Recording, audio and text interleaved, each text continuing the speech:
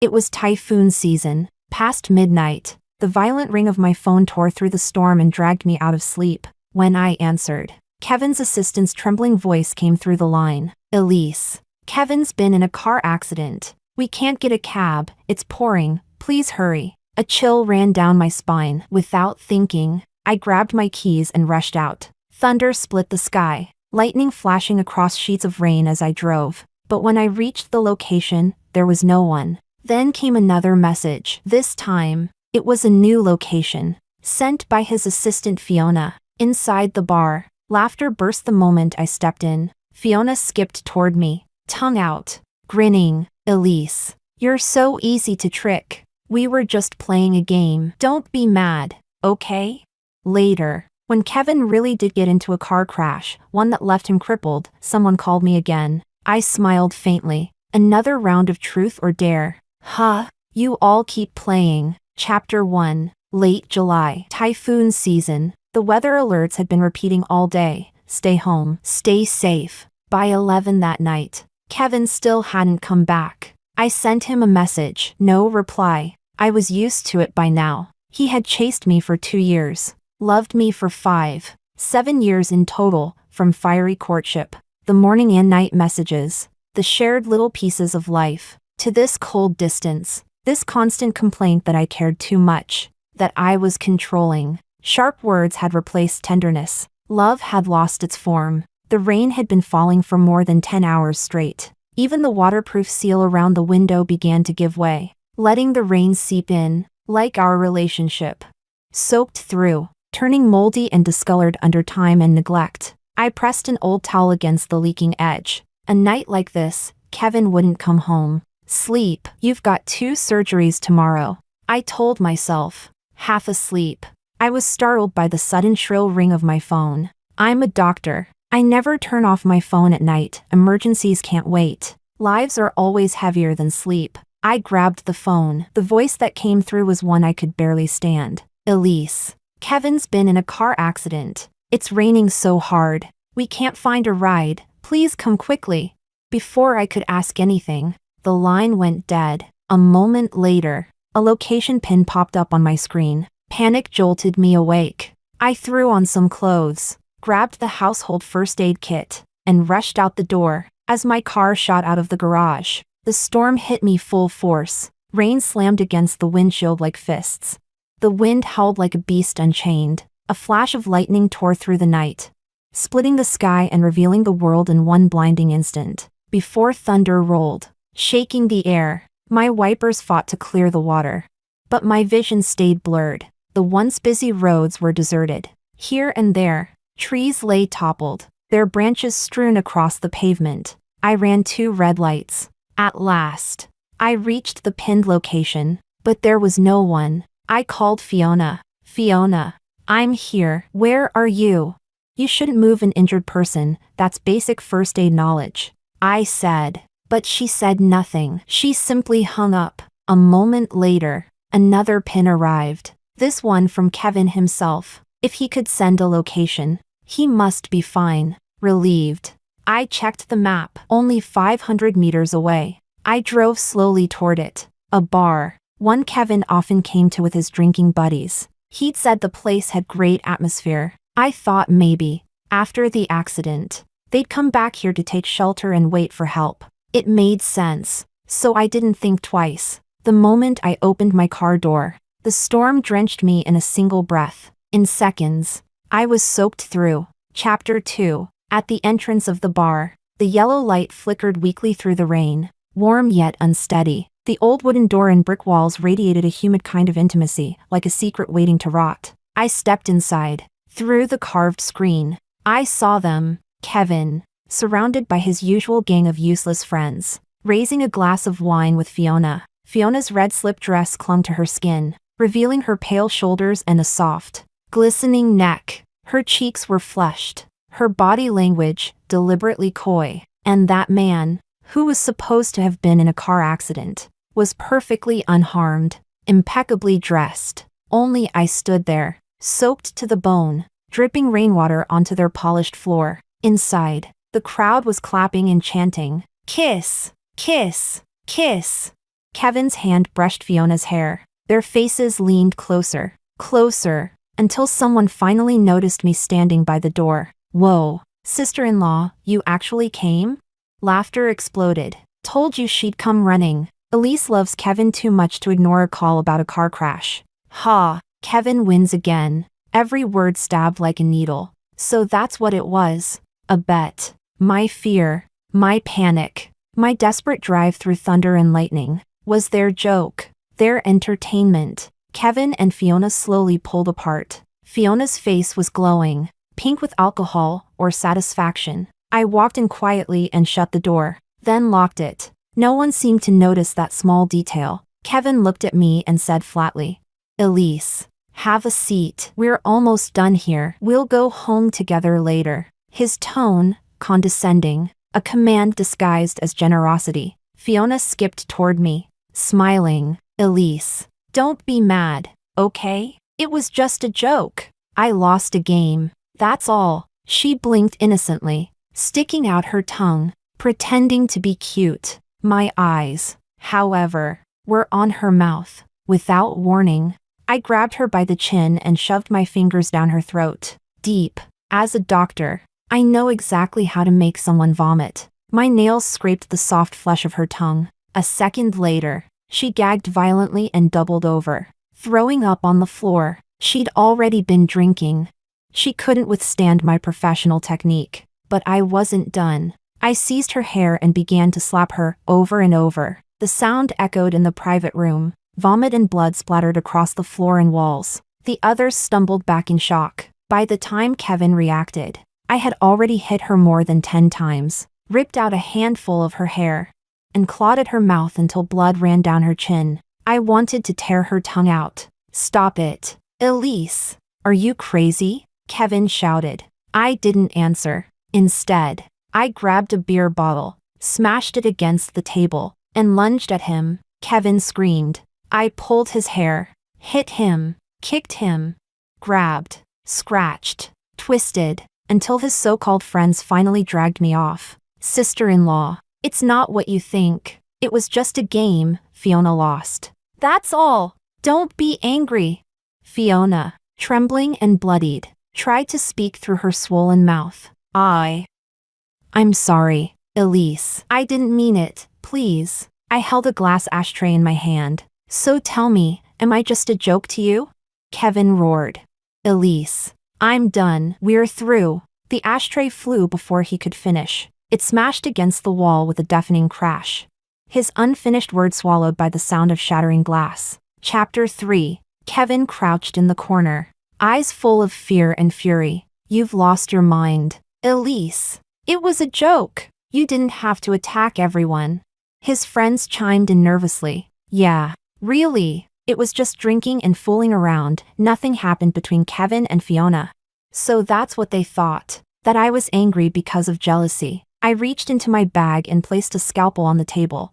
"Who came up with the idea?" I asked quietly. No one spoke, but all eyes flicked toward Fiona. I didn't need an answer. When men take mistresses out to drink, they usually hide it, because they know what they're doing is shameful. They know cheating is disgusting, something society condemns. But this wasn't just infidelity. This was mockery of compassion, of life itself. A car accident, in a typhoon, was supposed to mean life or death. I am a doctor. I respect life. I had risked mine, driving through that storm, and to them, that boundary between living and dying was a joke. The music had stopped. Outside, the rain drummed on the ground like war drums. I looked up at the ceiling. Tears rolled silently down my face. Fiona, face swollen, whispered timidly, "Elise, I'm sorry. It was really just a joke. Please don't be mad."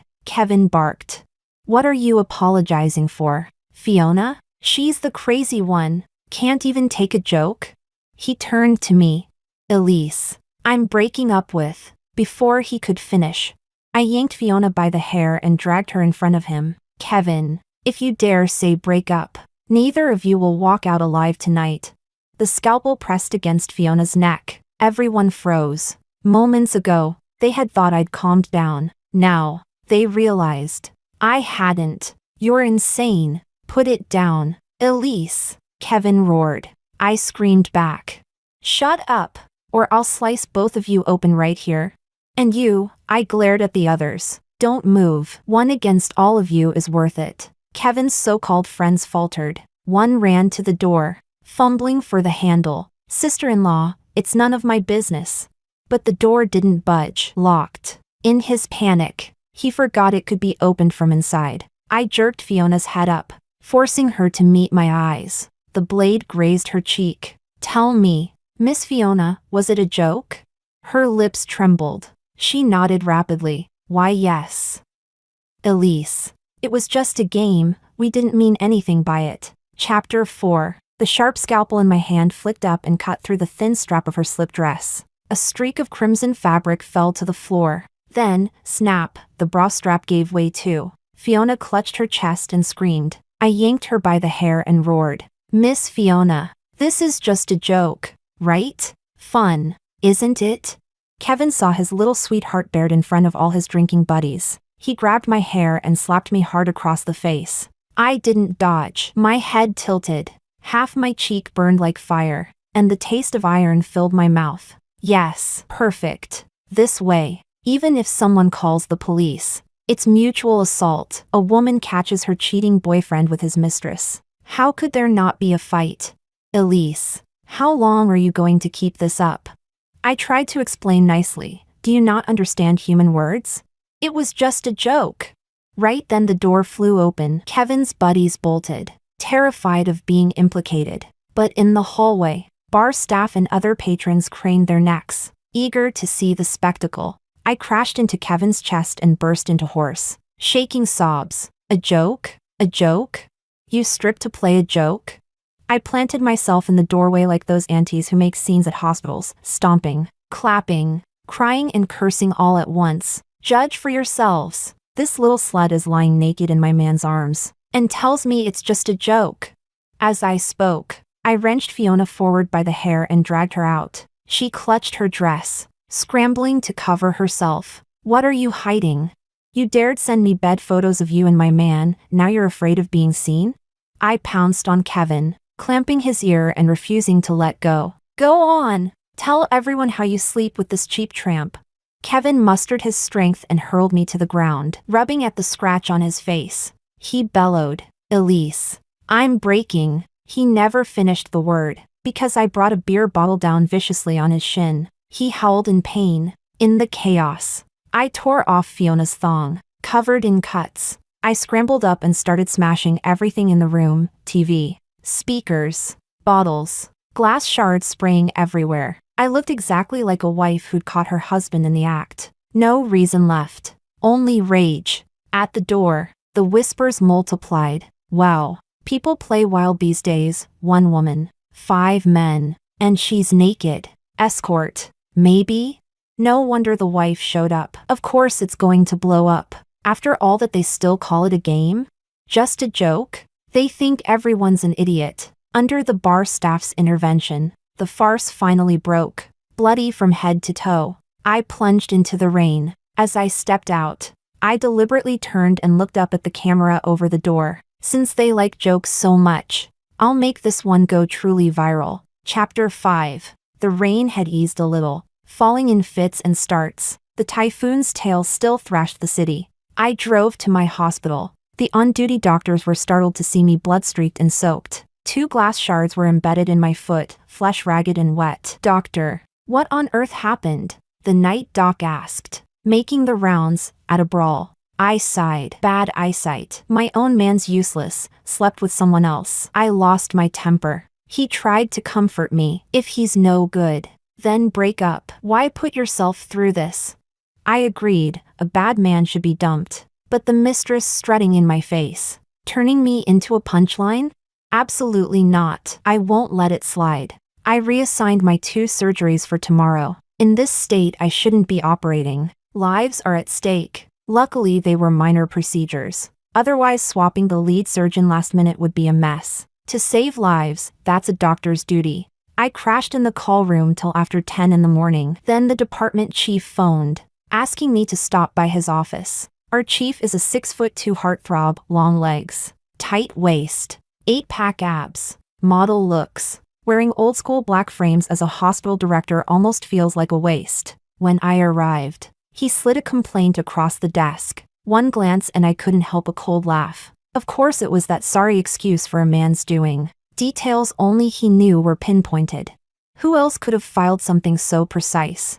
Chief, I said lightly, I'll submit my resignation this afternoon. If someone complains, I owe a stance. My grandfather runs a private TCM clinic. I'll go home and inherit the family business. I added.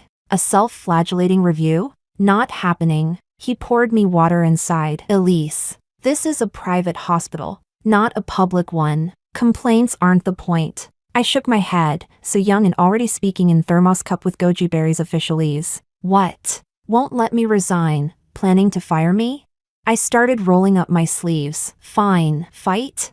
Hey, Elise. Don't. This is a hospital, he said quickly. I just wanted to ask, are you willing to go to the South Province? Our branch there needs a lead surgeon. I rubbed my temples, throbbing. So you're not firing me? He smiled. Outstanding lead surgeons are rare everywhere. My suggestion, take a leave first. Sort out that not-so-reliable man at home. Damn. So there are no secrets. My bar brawl clearly made the hospital grapevine. Everyone's probably enjoying the show. Okay, I said with a smile, stood up, and left. At the hospital entrance, I started making calls. Kevin and Fiona don't actually think this is over, do they?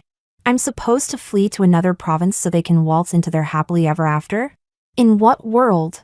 Chapter 6. The call connected almost immediately. Mario. It's me, Elise. Aw, my living goddess. Mario laughed heartily. When are you free to come have tea with me? Mario had once been one of my patients. No matter what business you're in, everyone has to face illness and death someday, and cross paths with a doctor. Mario ran in the underworld, with wide connections and a rough reputation, but even he couldn't escape a sudden heart attack. The night they brought him in, he was half gone already. I was on duty that night. Thanks to the whole team's efforts, we pulled him back from the gates of hell. Afterward, he knelt in gratitude, calling me his living bodhisattva. When he was discharged, he pounded his chest and said, if you ever have trouble, come straight to me. So I called. Mario, could you send 3 or 5 of your debt collectors over? I asked casually. He paused. What's going on? My man slept with another woman. I said, still calm. I need a few of your guys to help me pay them a visit, and by the way, dig up some info for me. Mario chuckled. Consider it done. The rain had stopped by the time I drove home. The typhoon was gone. The sky painfully blue. The streets were swept clean. The chaos of the night before was buried beneath sunlight and ordinary noise. People bustled about as if no storm had ever existed. When I opened the door, Kevin was sprawled lazily on the couch, remote in hand, watching TV as if nothing had happened. I ignored him, went straight to the bedroom, and began packing my suitcase. Then I called a moving company. Elise, what are you doing? Kevin followed me into the room, watching as I folded clothes. His tone, accusatory, impatient. I didn't look up. He softened his voice. Elise, stop it. We're getting married at the end of the year. Just apologize to Fiona. Buy her a bag or something, and we'll be done with it. He smiled faintly. That Hermes bag you brought back from the south, give her that one. The audacity nearly made me laugh. That Hermes bag was a gift from a former patient at our private hospital. Most of the clients were wealthy. When people are lying on a hospital bed, facing the brink of death, that's when they're most helpless, most afraid. In their eyes, a doctor becomes the last flicker of hope. When that patient recovered, he gave me that limited edition Hermes bag as a token of gratitude. Kevin dared to suggest I offer that to his mistress. I kept packing. You're going on another trip? He asked. I'm moving out, I said, taking my clothes from the wardrobe one by one. Kevin, between you and me, only I get to end things. You don't have the right to say break up. Yesterday wasn't yours to end, it's mine. Me, apologizing to that slut? Giving her a Hermes bag? What fantasy are you living in?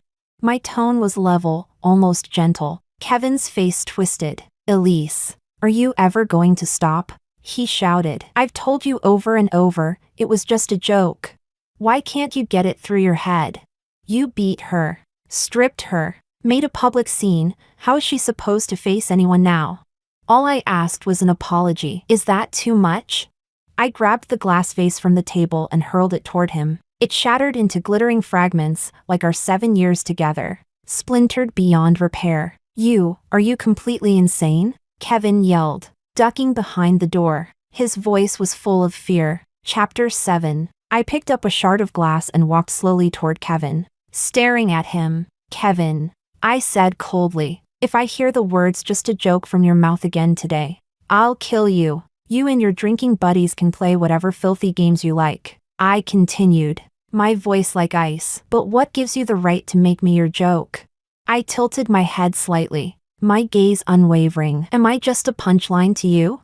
Kevin's face twisted with rage, though his eyes flickered with something close to fear. After a long pause, he spat. Fine, Elise. If you want to end it, then let's end it. Just don't come crawling back. My phone buzzed. The movers had arrived. I told them to come straight up. Within minutes, they packed everything swiftly and neatly. Miss, is there anything else? One of them asked. Kevin sat on the couch, face blank, pretending to watch TV. I walked up, lifted the glass ashtray, and smashed it against the screen. The television cracked apart with a deafening shatter. Elise, I've been patient enough. What the hell are you doing? Kevin shouted, face contorted. You made me your joke.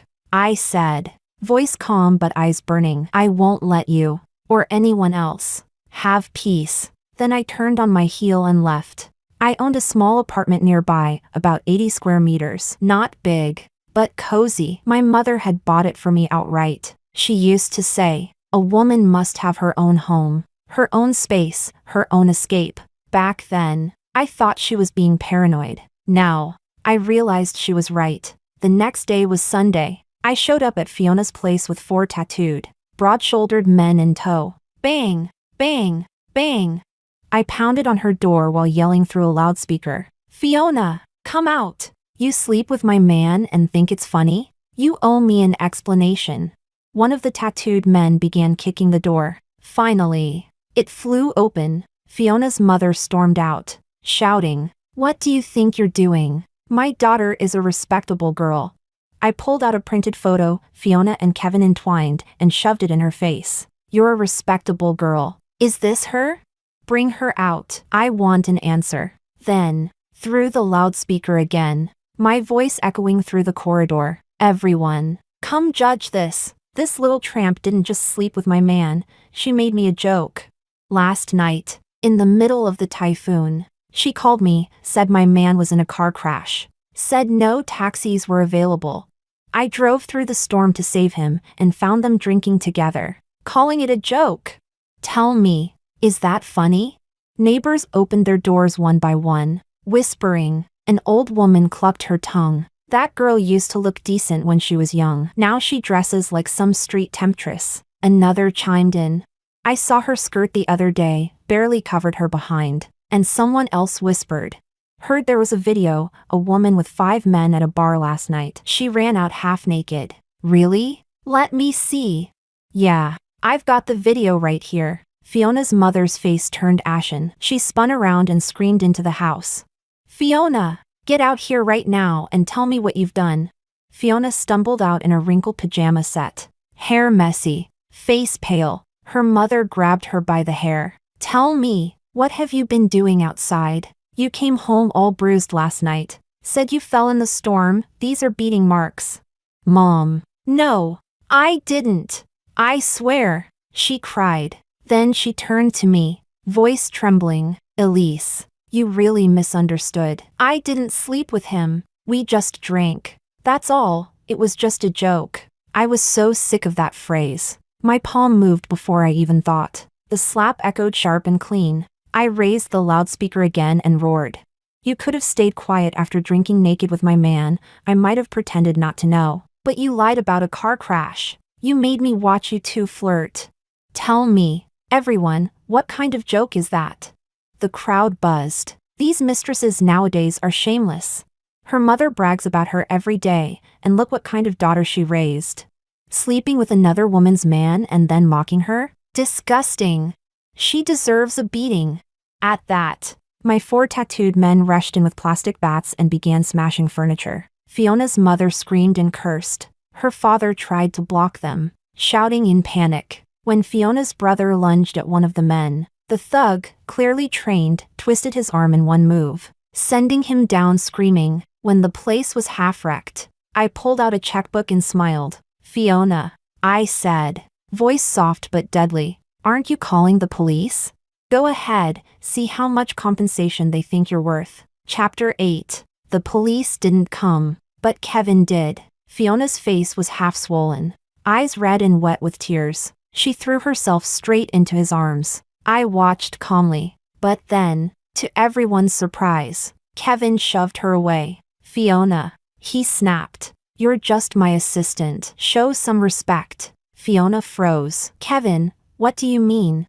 His face was cold, voice sharp as a blade. What do I mean? Last night, I went out drinking with a few friends. You cried and begged to come along. Then you got drunk and took your clothes off?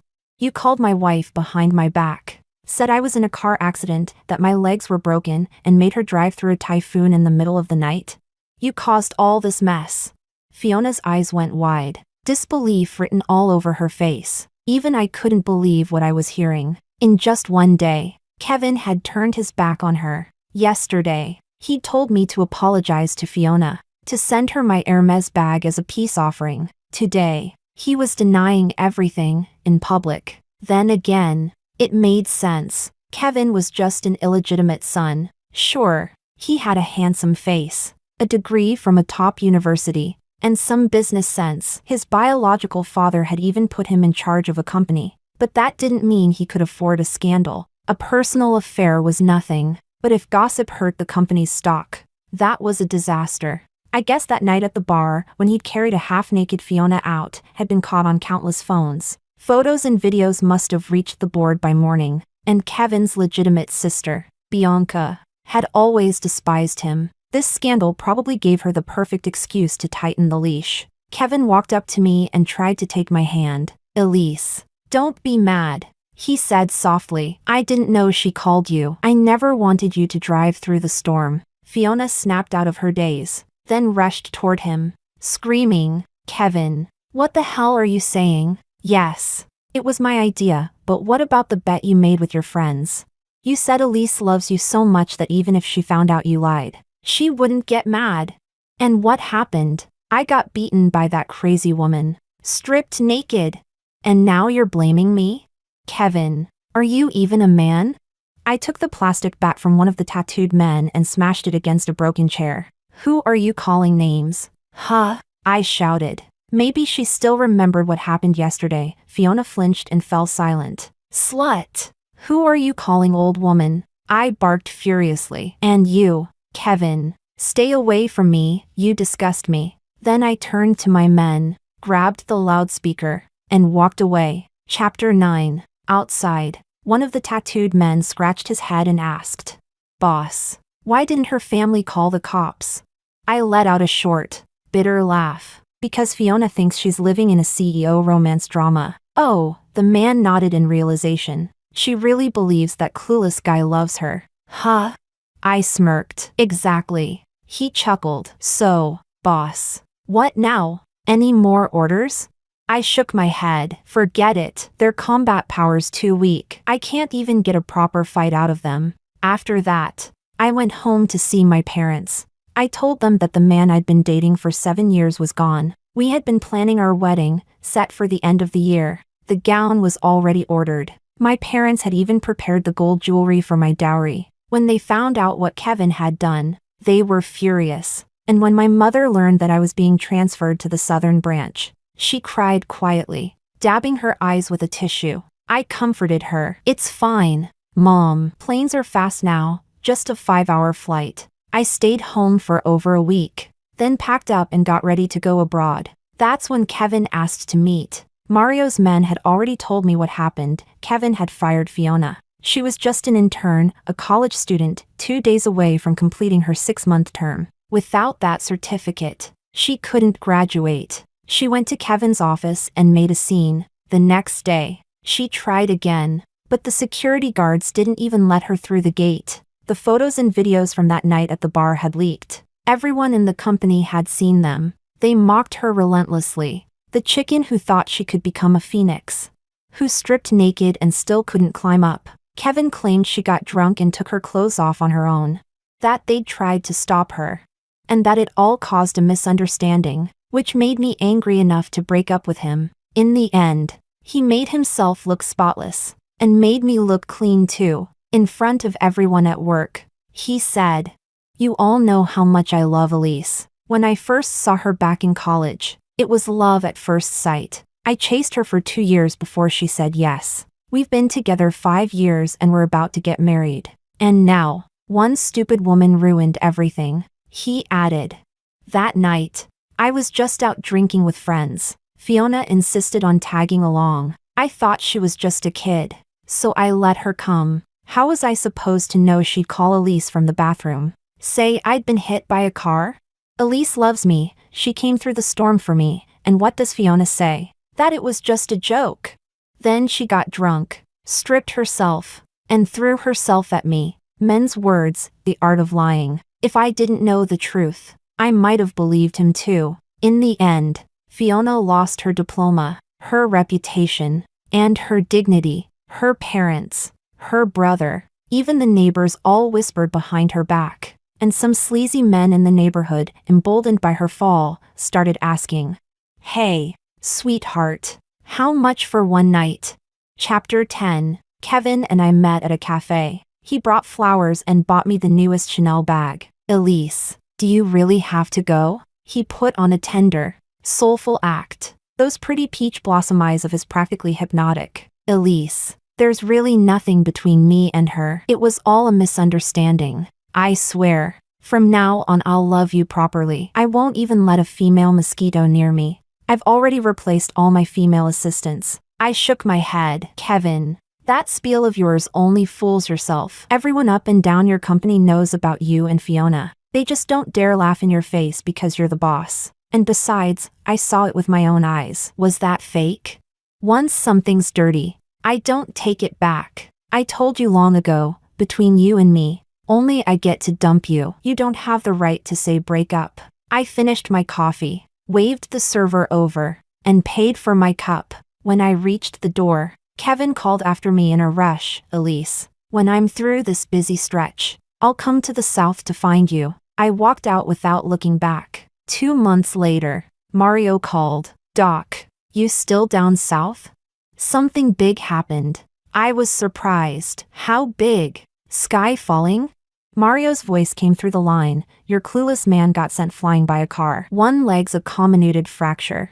Half the ribs on his chest are broken. Head doesn't look great either, big hole split open. Don't know if the skull's shattered." I frowned. From the way he listed it all, I knew the guy wasn't dead. "He's in the ICU now." Mario went on. "Life or death uncertain. Come on, guess, accident or deliberate?" He chuckled. "Mario, if it were an accident you would have said so right away. It's obviously deliberate." "Fiona?" I asked, smiling. "Yup, nailed it," Mario said. "That woman's ruthless. Staked him out for over a month, picked the time, and just floored it. But she's still a woman, guts only go so far. After she hit him and sent him flying, she tried to run him over again, missed, hit a tree, and got stuck. If it had been a man with better skills, Kevin wouldn't even have a whole corpse left." I didn't return to the country until more than a month after Kevin's accident, when Fiona was sentenced to life for intentional injury to take care of some matters. I made a point of visiting Fiona in prison. When we met again, her eyes were vacant. She looked haggard. I picked up the receiver. She suddenly screamed at me, "Why? Elise, why did it turn out like this?" Everything was fine at the start. He loved me so much, cared about me, understood me. Even at company banquets he'd specially order the snacks I liked. He'd drive me home, give me expensive bags, jewelry, perfume. "It's your fault, you old woman," clinging to him and refusing to let go. He didn't love you at all. Couldn't you have a shred of self-awareness and roll yourself far away? I looked at her, pulled up a photo on my phone, and held it to the glass. This was 6 months ago, 10 minutes before I went into surgery at the Southern Hospital. You sent me your bed photo with him. You wanted to shake me before a surgery so I'd make a fatal mistake, didn't you? Fiona ground her teeth. Yes, I wanted you to show some self-awareness and leave him early. I didn't get angry. I spoke slowly, a mistress trying to climb into the main position, using a few tricks, that's commonplace. But what did that patient ever do to you? Fiona, what you did was essentially premeditated murder. From that moment, I thought it over. Just breaking up with Kevin would be too cheap for you dogs. I was going to ruin you both. Life is long. Spend yours in prison. I set the receiver down. Fiona howled, cursing me at the top of her lungs. Elise, he clearly loved me so much. Why? Why did he suddenly turn his back on me? I worked so hard to get into college, so hard to land an internship at a big firm, and in a single night, I lost everything. It was just a joke. Why did you have to hound me like this? If you hadn't pushed me, how would I have driven into him? A guard came and dragged her away. Chapter 11. I went to the hospital to see Kevin. Modern medicine is advanced, he survived, but he would spend the rest of his life paralyzed. When he saw me, he tried to pull the corners of his mouth into a smile. But instead, tears rolled down his face. I pulled a chair over and sat beside him. Kevin, I asked quietly, do you remember the oath you swore when you chased me? He looked at me, his mouth opening and closing, but not a single word came out. I smiled faintly. You said, if I ever betray Elise, may I die without a complete body. Well, look at you now. No matter when you die, you'll never die whole. Kevin closed his eyes for a long while before whispering.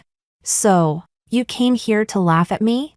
I shook my head. As a doctor, I've always respected life. That night, when the typhoon raged and the rain poured, the meteorological station warned everyone to stay home, but you and Fiona thought it'd be funny to play a game. You called me, said you'd been in a car crash. Every instinct in me said not to go out. But saving lives, that's a doctor's duty. I gave a cold laugh. And in the end, Fiona stood right in front of me, stuck her tongue out, trying to act cute. It's just a joke. Don't be mad, she said. You think I was angry because you were with her? Ridiculous. What truly enraged me was that she didn't respect me, and she didn't respect you either. Well, now her little joke came true. Lies turned into reality. How fitting, Kevin. Now you can slowly savor the aftermath of your car accident, the bed sores from paralysis, the ache of a shattered leg, and the humiliation when a caretaker you paid pocket change for beats you when no one's looking. You've become the punchline of your own joke. Oh, by the way, I added, I heard your case of embezzlement got exposed too. Your family's saying you've gone mentally ill? Fear flickered in Kevin's eyes, deep, helpless fear. Elise, don't go. Please, save me. Take me with you. They'll kill me. Please, don't go. I turned and walked out without a word. Self-inflicted misfortune, there's no cure for that. He thought others were a joke, not realizing he had always been the biggest one. Epilogue. When I returned to the southern province, I met Kevin's half-sister, Bianca, in a private club. She handed me a glass of wine. I smiled and took it. Miss Elise, Bianca said with gentle elegance.